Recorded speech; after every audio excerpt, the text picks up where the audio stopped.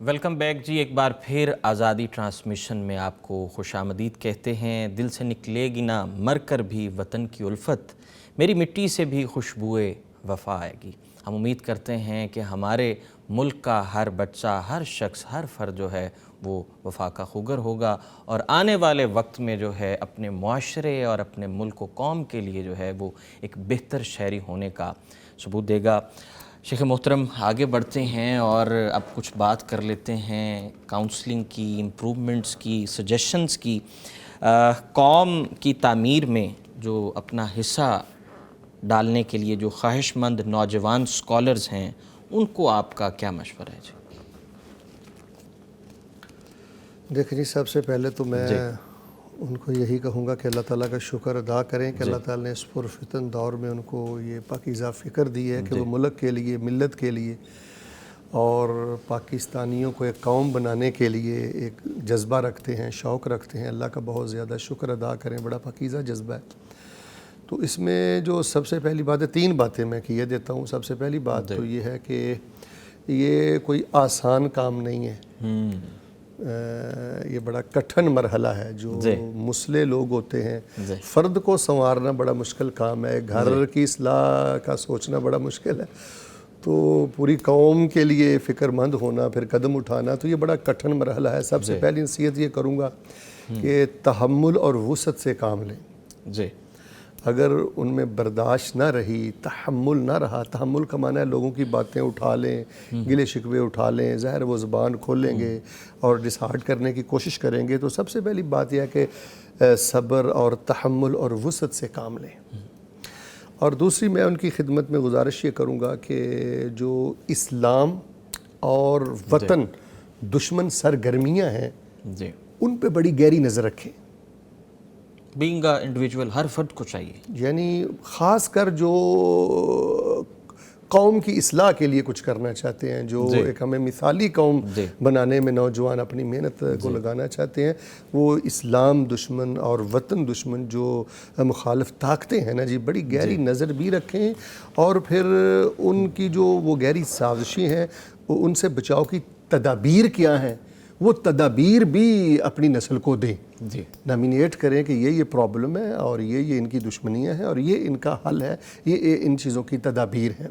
اور تیسری اہم ترین بات اس حوالے سے یہ ہے کہ جو اس حوالے سے ملک و ملت کی تعمیر میں کوئی کردار ادا کرنا چاہتے ہیں کہ وہ زیادہ سے زیادہ کوشش کریں، زیادہ سے زیادہ کوشش کریں کہ جو اسلامی کلچر ہے اس سے اپنی محبت رکھیں۔ میں نے کئی نوجوانوں کو دیکھا ہے کہ وہ ملک و ملت کے لیے کچھ کرنے کے لیے تھوڑے سے ملک سے باہر نکلے تو وہ غیروں نے ان کو کیچ کر لیا، وہ غیروں کی بولی بولنا شروع ہو گیا، یعنی ان کی بعض باتیں وہ اسلام کے ہی خلاف تھیں اور بعض باتیں وطن عزیز کے ہی خلاف تھیں۔ تو میں ایسے لوگوں کو تیسری بات یہ کہوں گا کہ ملک پاکستان ایک نمایاں ترین اللہ کی زمین پر ملک ہے، اس کا کوئی ثانی نہیں ہے، یہ اللہ تعالیٰ کی رحمت ہے۔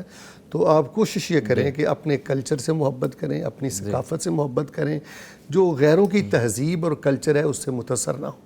ان 3 باتوں کا خیال کر لیں، پھر انشاءاللہ منزل آسان ہو۔ ہم متاثر تو ہوتے ہیں، مغرب سے بہت زیادہ متاثر ہیں، انسپائرڈ ہیں، لیکن ہم عمل نہیں کرتے ہیں۔ ایسے ہی تو شیخ محترم، مثالی قوم بننے کے لیے ہمیں کیا کرنا ہوگا، کن اوصاف سے مزین ہونا ضروری ہے؟ رکاوٹوں کی بات کر لیتے ہیں کہ مثالی قوم بننے میں ہمیں جو رکاوٹیں ہیں، کن کن رکاوٹوں کا حوالے سے یہ ہے کہ دیکھیں جی، ہمیں جیسے ابھی آپ نے عرض کیا ہے کہ آزادی کی نعمت کو سمجھنا چاہیے، یہ بہت بڑی نعمت ہے، بلیسنگ ہے واللہ۔ جو قومیں غلام ہوتی ہیں ان کا جینا حرام ہوتا ہے اور ایک سانس گزارنا بڑا مشکل ہوتا ہے۔ تو سب سے پہلے تو اس نعمت کی ہمیں قدر جان لینی چاہیے اور بے عملی اور بد عملی چھوڑ دینی چاہیے۔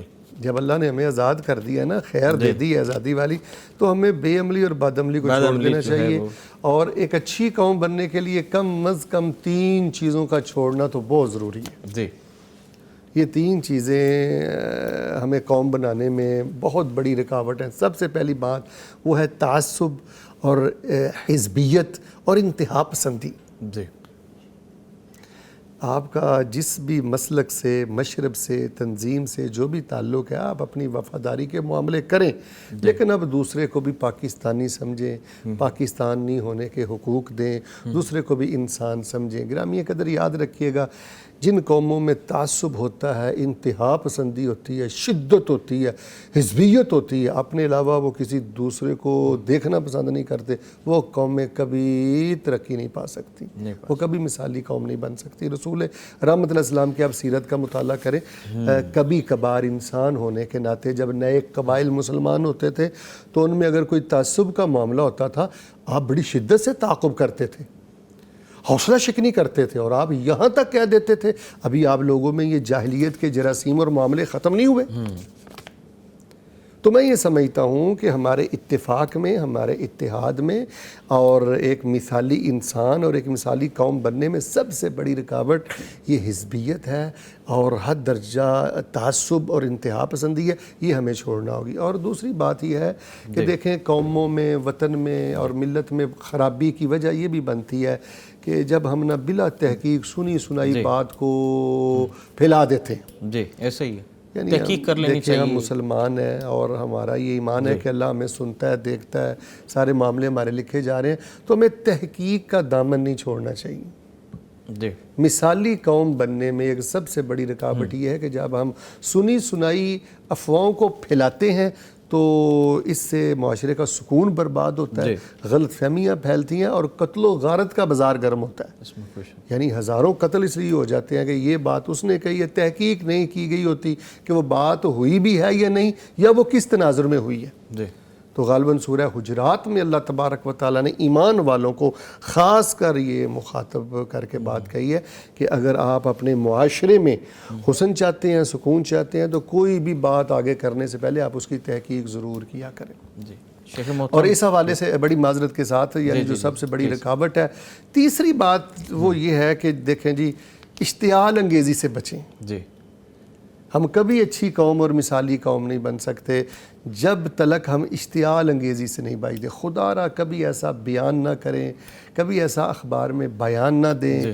اور کوئی ایسا آپ بمب نہ چھوڑیں کہ جو قوم کے امن کو تباہ کر کے رکھ دے. ظاہر ہے جب آپ اشتعال انگیزی والے بیانات کریں گے تو اس سے شر انگیزی پیدا ہوگی، بد امنی پیدا ہوگی. تو مجھے بتائیں، جن قوموں میں بد امنی ہوتی ہے کیا وہ ترقی کر سکتی ہیں؟ بالکل. یہ ہمارے وطن کے پرابلم ہے. یقین کریں، کسی کو برادری پہ ناز ہے، کسی میں کوئی دولت کا تعصب ہے، کسی میں اپنے قبیلے کا تعصب ہے، اور سنی سنائی باتیں ہم دوسرے پہ ٹھونستے رہتے ہیں.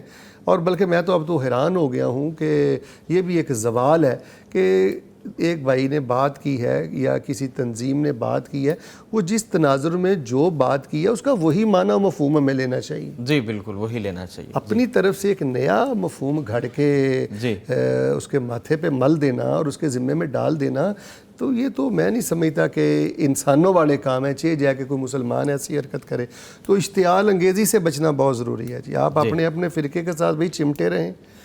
پہلی بات یہ ہے کہ قرآن و حدیث کے سائے تلے آ جائیں، اسی سے ہم مثالی قوم بن سکتے ہیں. لیکن اگر آپ کی ضد ہے، آپ جہاں بھی ٹھہرنا چاہتے ہیں ٹھہریں، لیکن اشتعال انگیزی سے بچیں. اشتعال انگیزی سے بچیں. جی شیخ محترم بڑی جامع گفتگو کی آپ نے. اب ذرا اس کو کنکلیوڈ کر لیں اور آخر میں ہم اپنی قوم کو کوئی ایسا وظیفہ بتا دیں جس سے احساس ذمہ داری بیدار ہو جائے اور بہتری آ جائے. دیکھیں جی، میں سمجھتا ہوں کہ بحیثیت قوم مجموعی طور پہ ہر ایک کی بات تو نہیں کرتا. ہمارے دل مردہ ہو چکے ہیں. دلوں کو زندہ کرنے کی ضرورت ہے. جن قوموں کے دل زندہ ہوتے ہیں وہی قومیں کچھ کر پاتی ہیں. تو یہ جو سورہ آل عمران میں ایک وظیفہ آتا ہے نا جی، اس کو پڑھتے رہا کریں. اور اس کے پڑھنے کے 4 طریقے میں بتا دیتا ہوں. جی جی. ربنا لا تزغ قلوبنا بعد اذ ہدیتنا وہب لنا من لدنک رحمہ انک انت الوہاب. جی.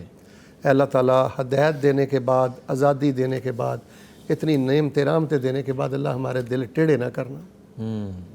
اللہ تو عطا کرنے والا، اللہ دیتے رہنا. تو اس وقت دل ٹیڑھے ہو چکے ہیں جی، اور ہرس اور ہوس سے بھر چکے ہیں جی. تو سارے مسلمان بھائی پاکستانی خاص کر ان آزادی کے دنوں میں یہ دعا بہت زیادہ پڑھیں. ایک تو اس کا طریقہ یہ ہے کہ جب آپ تہجد پڑھتے ہیں، نفل یا سنتے پڑھتے ہیں، تو سورۃ الفاتحہ کے بعد آپ 100 دفعہ پڑھ لیں. ربنا لا تزغ قلوبنا بعد اذ ہدیتنا وہب لنا من لدنک رحمہ انک انت الوہاب. اللہ اپنی رحمت دے دے، اپنا فضل فرما دے. ایک تو قیام میں پڑھیں، دوسرا صحیح تحقیق اور رائے کے مطابق آپ سجدے میں بھی اس کو پڑھ سکتے ہیں. سنتوں اور نفلوں کے سجدے میں سبحان ربی الاعلیٰ کے بعد آپ سجدے میں بطور دعا پڑھیں ربنا لا تزغ قلوبنا. اسی طرح تیسرا موقع ہے جب آپ تشہد میں ہوتے ہیں نا جی، آخری تشہد میں، تو سلام پھیرنے سے پہلے ربنا لا تزغ قلوبنا بعد اذ ہدیتنا چلتے پھرتے پڑھتے رہیں. تو میں یہ سمجھتا ہوں کہ اس کا ایک بہت گہرا اثر ہوتا ہے جی دل پر. تو فرد سے ہی قوم ہے، تو اسی سے ہی تبدیلی ہے. اللہ تبارک و تعالیٰ ہمیں ذکر فکر والی زندگی دے جی. ذکر فکر والی زندگی دے. بہت شکریہ فضیلت الشیخ جناب عبد المنان راسخ صاحب، آپ کا بہت شکریہ. حذیفہ شہباز آپ کا بہت شکریہ. یہاں پر جی جاتے جاتے خدا کرے کہ میری عرض پاک پہ اترے وہ فصل گل جسے اندیشہ زوال نہ ہو. اللہ تبارک و تعالی ہم سب کو ہدایت دے اور ہم سب کو اس ملک و قوم کا وفادار بنائے. اپنے میزبان اور ہماری ٹیم کو اجازت دیجیے. اللہ نگہبان.